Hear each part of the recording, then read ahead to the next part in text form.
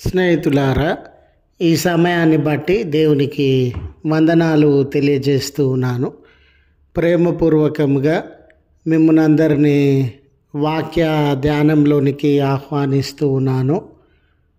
నాకు కలిగిన భయము అనే ఆలోచనను మీతో కూడా పంచుకోవడానికి ఇష్టపడుతూ ఉన్నాను. చూడండి స్నేహితులారా, మనందరి జీవితాలలో ఏదో ఒక భయము మనల్ని వెంటాడుతూ ఉంది. ఆ వెంటాడేటటువంటి భయము, ఆ భయమును మనము ఎదిరించాలనంటే మనకు ఎవరు సహాయం చేస్తారు, ఎలా ఎదిరించగలము అనే ఆలోచనను మీతో కూడా పంచుకోవడానికి ఇష్టపడుతూ ఉన్నాను. కనుక దేవుని యొక్క వాక్యమును మీరు ముగింపు వరకు ఆలకించాలని, మీ కుటుంబ సభ్యులతోనూ తోటి విశ్వాసులతోనూ ఈ వీడియో షేర్ చేసుకోవాలని, మీ ప్రార్థన మనవులు ఎట్టివైనను కామెంట్స్ రూపంలో కానీ ఫోన్ కాల్ ద్వారా కానీ తెలియజేయండి. నమ్మకంగా మీ కొరకు ప్రార్థిస్తాము. ఈ వీడియో మీ ఆధ్యాత్మిక జీవితములకు ఉపయోగకరంగా ఉంది అని మీకు అనిపిస్తే దయచేసి ఈ ఛానల్ను సబ్స్క్రైబ్ చేసుకునవలసినదిగా మనవి చేస్తూ ఉన్నాను. లేఖనము కీర్తనలు 34వ కీర్తన 4వ వచనము. నాకు కలిగిన భయములన్నిటిలో నుండి ఆయన నన్ను తప్పించెను. స్నేహితులారా, ఈ నేటి మానవ జీవితాన్ని మనము గమనించినప్పుడు నా జీవితంలో, మీ జీవితంలో, మన చుట్టుప్రక్కల ఉన్నటువంటి ప్రతి వారి జీవితాలలో ఏదో ఒక భయము వారిని వెంటాడేటటువంటిదిగా ఉండింది. చూడండి, ప్రతి కుటుంబంలో కూడా పిల్లల భవిష్యత్తును గూర్చినటువంటి భయము. ఎదిగే పిల్లలు ఉన్నారు, సమాజంలో మత్తు అందుబాటులో ఉంది, చెడు సహవాసం అందుబాటులో ఉంది, చెడు స్నేహం అందుబాటులో ఉంది. ఈ పిల్లల భవిష్యత్ ఏంటి, వీళ్ళు ఏ రీతిగా ఎదగగలరు, రేపటి దినాన వీళ్ళు ఏ స్థితిలోనికి వెళ్ళబోతూ ఉన్నారని ఎంతోమంది తల్లిదండ్రులు వారి పిల్లల భవిష్యత్తు కొరకైన భయముతో జీవించేటటువంటి వారుగా ఉన్నారు. చూడండి, విపరీతమైనటువంటి ధరలు, చాలనటువంటి ఆర్థిక పరిస్థితులు. కాబట్టి డబ్బును ఎలా సమకూర్చుకోవాలి, అవసరతలను ఎలా తీర్చాలి అనే వేదన, భయము మధ్య జీవిస్తూ ఉన్నటువంటి ప్రజలు. అయ్యో, ఎన్నో సంవత్సరాల నుండి, దినముల నుండి అనారోగ్యం వెంటాడుతూ ఉంది. ఎంతోమంది వైద్యుల దగ్గరకు వెళ్ళినాను, కానీ బయటకు రాలేకపోతూ ఉన్నాను. ఈ అనారోగ్యం నన్ను వదిలి వెళ్ళడం లేదే అన్న భయము. ఈ రీతిగా సామాజికంగా, ఆర్థికంగా, కుటుంబపరంగా, ఉద్యోగపరంగా, భవిష్యత్తును గూర్చి ఇంకా ఎన్నో రకములైనటువంటి చింతల మధ్య, భయముల మధ్య మానవ జీవితం అనేది నలిగిపోయేటటువంటిదిగా ఉంది.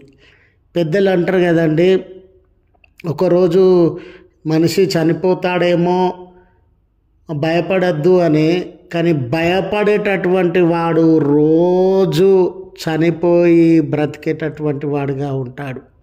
ఆ భయం అనేది తనలో జీవం లేకుండా, ఆ భయం అనేది తనలో ఉజ్జీవం లేకుండా, ఆ భయము అనేది తనకు పాజిటివ్నెస్ లేకుండా, ఆ భయము అనేది తనలో ఆందోళన కలుగజేస్తూ, ఆ భయము అనేది ఎవరిని నమ్మాలి, ఎవరిని నమ్మకూడదు అని, ఆ భయము శారీరకంగా, మానసికంగా ఒక మనిషిని చిత్రవద చేసేటటువంటిదిగా ఉండింది. భయం వలన మానవుడు నెమ్మదిని కోల్పోయి వేదనతో జీవించేటటువంటి వాడిగా ఉంటాడు. స్నేహితుడా, ఈ వాక్యము వినుచు ఉన్న నీ జీవితంలో కూడా ఏదో భయము నిన్ను వెంటాడుతూ ఉంది కదా. ఆ భయం వలన శాంతి సమాధానములను కోల్పోయి ఎటు తోచని పరిస్థితుల మధ్య కన్నీరు విడిచేటటువంటి వాడవుగా ఉన్నావు కదా. ఇలాంటి తరుణంలో ఎవరు నిన్ను ఆదరించగలరు, ఎవరు నిన్ను ధైర్యపరచగలరు, ఎవరు నీ పక్షాన నిలువబడగలరు, నీ భయములలో నుండి ఎవరు నిన్ను తప్పించగలరు అనే ప్రశ్న ఉత్పన్నమైనప్పుడు లేఖనము మనకు ఇచ్చుచూ ఉన్న ఆదరణకరమైన మాటలు స్నేహితుడా, ధైర్యము అందించగలిగిన మాటలు స్నేహితుడా, నాకు కలిగిన భయములన్నిటిలో కూడా ఆయన నన్ను తప్పించెను. దావీదు గారు ఈ సాక్ష్యమును పలికేటటువంటి వాడుగా ఉన్నాడు. ఈ దినాన నీ జీవితాలలో ఎటువంటి సమస్యలు నిన్ను భయపెడతా ఉన్నవో, ఎటువంటి ఆందోళనల మధ్య, అనానుకూల పరిస్థితుల మధ్య నీవు జీవించినటువంటి వాడవుగా ఉన్నావో, దావీదు జీవితం కూడా అన్ని అనుభవములు కలిగినటువంటి జీవితం. ఆ జీవితంలో ఆయన కొట్టబడినటువంటి స్థితిని, తిట్టబడినటువంటి స్థితిని, వెలివేతలకు లోనైనటువంటి స్థితిని, ఆకలి దప్పికలకు అనుభవించినటువంటి స్థితిని, ప్రియమైన వారిని కోల్పోయినటువంటి స్థితిని, నిందలు అవమానములు మోపబడిన స్థితిని, శత్రువుల చేత వేటాడబడుతూ ఉన్న స్థితిని, తరమబడుతూ ఉన్న స్థితిని, కుటుంబమును వదిలి అడవుల మధ్య సంచారము చేసినటువంటి స్థితిని, ఎంతోమంది శత్రువులు, ఎన్నో యుద్ధములు, ఎన్నో నమ్మక ద్రోహములు అనుభవించినటువంటి స్థితిని వారు అనుభవించినటువంటి వారుగా ఉండినారు. చూడండి, ఆయన జీవితంలో ఇలాంటి ప్రతికూల పరిస్థితుల మధ్య నడిచి వెళ్తూ ఉన్న సందర్భంలో, ఇలాంటి చేదు అనుభవములు సంభవిస్తూ ఉన్న సందర్భంలో, ఆయన జీవితంలో రాత్రివేళ పగటివేళ శత్రువుల మధ్య, ప్రతికూల పరిస్థితుల మధ్య ఎన్నో భయాలను ఆయన అనుభవించినటువంటి వాడుగా ఉన్నాడు.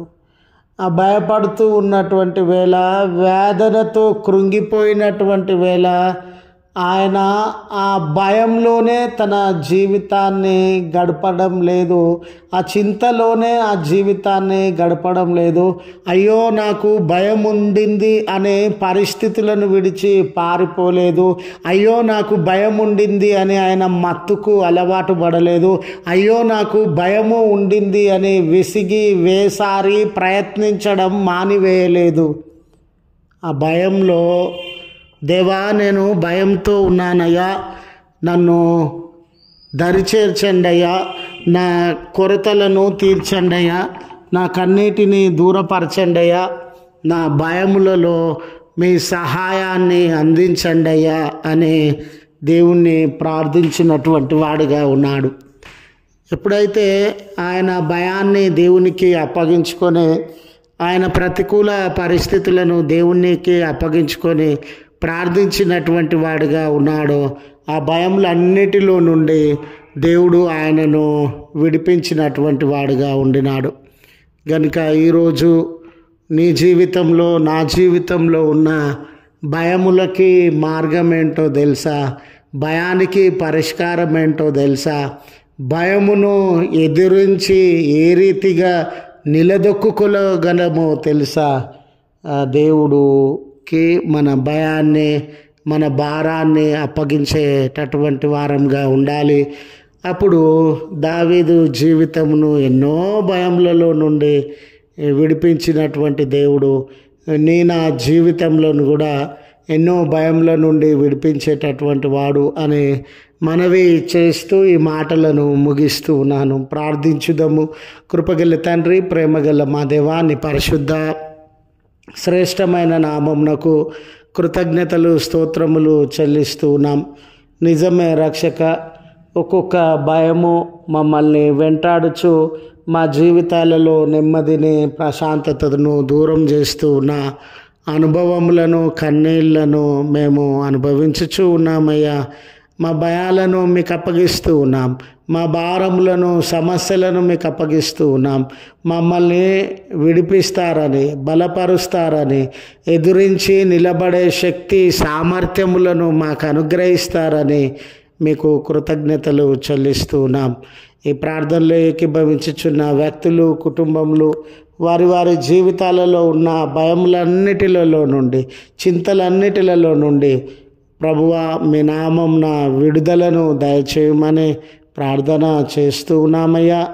కొరత, సమస్య, చింత, వేదన, కన్నీరు, కలవరము, అనారోగ్యము, ఎంతోమంది బిడ్డలు ఈ వైరల్ ఫీవర్స్తో బాధపడుతూ ఉన్నారు. మీ దక్షిణాస్తమును చాచి ముట్టి స్వస్థపరచవలసినదిగా మనవి చేస్తూ ఉన్నాం. ఈ దినాన ఆయా ప్రయత్నములను ప్రారంభించుచు ఉన్న బిడ్డల హస్తములను, ఆలోచనలను బలపరచండి. ప్రారంభించిన పనులను ముగించడానికి మీ కృప అనుగ్రహించండి. మరి బర్త్డేస్, వెడ్డింగ్ యానివర్సరీస్ జరిగించుకొనుచు ఉన్న కుటుంబంలోను, వ్యక్తులను నిండు దీవెనలతో దర్శించి ఈ దినపు దీవెనలతో మా అందరిని నింపుమని క్రీస్తు పేరట వేడుకొనుచు ఉన్నాము తండ్రి. ఆమెన్. తండ్రి, కుమార, పరిశుద్ధాత్మ త్రియేక దేవుని దీవెన మనకు తోడై ఉండి మనలను కాపాడును గాక. ఆమెన్.